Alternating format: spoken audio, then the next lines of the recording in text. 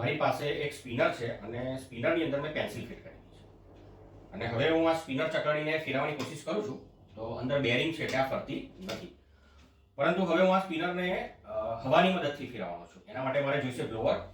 હું બ્લોવર લઉં છું અને હવે હું આની મદદથી ફેરવવાનો છું.